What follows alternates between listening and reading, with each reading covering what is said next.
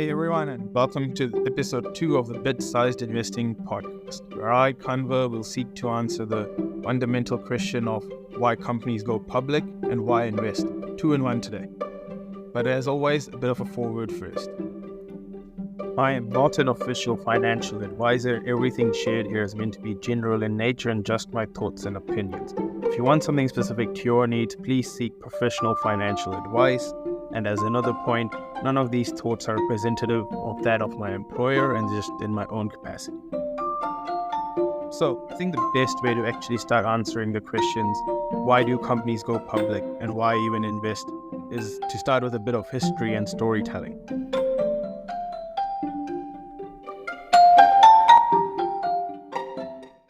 Let's start in the year 1600, when a group of merchants in London formed the British East India Company and were given monopolistic rights by Queen Elizabeth I at the time over trade in India, be it for spices, jewels, or textiles.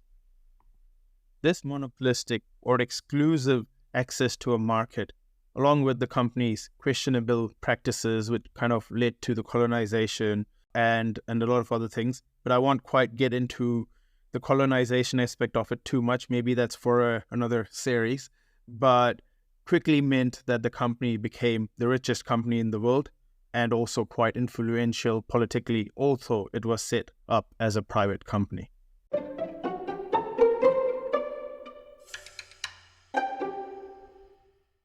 In similar fashion, in the year 1602, the Dutch also launched their own Dutch East India Company, but over time kind of came to realize that they were not able to fully compete or do quite as well as the British. This was primarily due to the fact that these Dutch traders who had initially set up the Dutch East India Company were not quite as wealthy as that of their British counterparts. This was kind of also due to the fact that the Netherlands or the Dutch were a much smaller country at the time as well, as they are today. This basically meant that the number of voyages or missions that the company could fund to start off with was much lower. This was because the way that these missions or voyages worked was that the company would have its ship, they would hire some sailors on it, just like, staff members, a bit like how trade still works today. And then the ship would go off onto its destination, trade, come back, you trade again, and then the money you make off the goods sold at the end is your profit. But by having less money to start off with, you can fund less of these missions. So then the Dutch merchants came up with a clever idea to kind of overcome these challenges.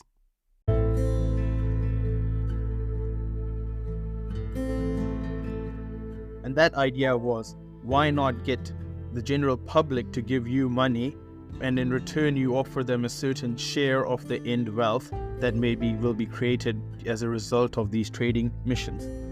This meant that the company could get more money to fund more ships on these missions, and at the end, while they would have to give away some of those profits as a share to its now shareholders or the people who've given them money, but at the same time, overall, it could still mean that the company could fund more missions and therefore still make more money overall.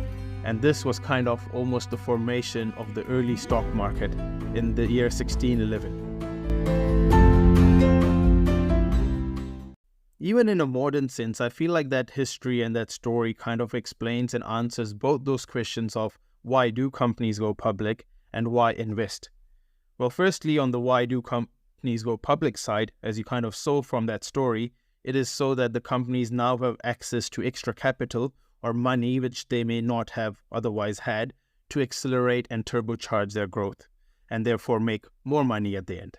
And then on the investor side, or why should you invest side, is because, well, you might not have enough money or the skills to set up your own company to do something like this. But by being able to be an investor in a company and owning even a small percentage of that company kind of enables you to be able to participate in this and therefore even still make some share of that money according to how much shares you own in the company.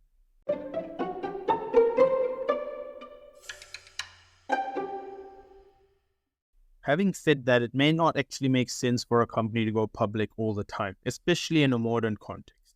And I say that because most stock exchanges around the world today, over time, have learned, and governments as well, have brought in regulations over time to stop basically bad actors, scams, and so on from occurring. As you could probably imagine, people may set up, fake companies or whatnot. There's many ways scams can happen and have happened historically. And these sort of checks and balances have brought in a lot of rules and regulations that a company needs to follow if they are public, which brings a lot of extra cost onto the company to kind of just do these things, along with the fact that they need to often make their books public. When I say their books public, that means release their financial statements on, how much money they've been spending, where, how much money they've been making and how, and thirdly, also how much money they even have left and so on, every 6 months, sometimes even every 3 months, depending on which exchange you're talking about. And this kind of brings a lot of extra cost on the companies. On average, this could be something like $1 million or two every year. And so therefore, if you're a really small company that is not actually making quite a significant amount of money yet, this might become a large percentage of your actual cost. So therefore, the extra money you're able to get by being public and for growth may not actually be worthwhile, because you may end up spending all of it or a lot of it on just the fact that you are simply public. And so therefore, there's no real right number on when a company should go public, but there is something of a bit of a strategic play on when you should.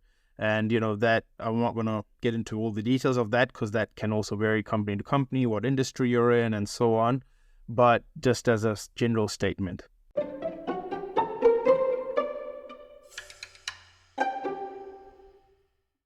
Now, without getting into too many details about these other points, because there are things I want to actually talk about in future episodes, but therefore maybe briefly to foreshadow these things and also still make a point on it. In terms of the question of why should you invest, I mean, at the moment, the answer to that almost kind of seems like at the end of the day to make money. And this is kind of what financial markets are usually about.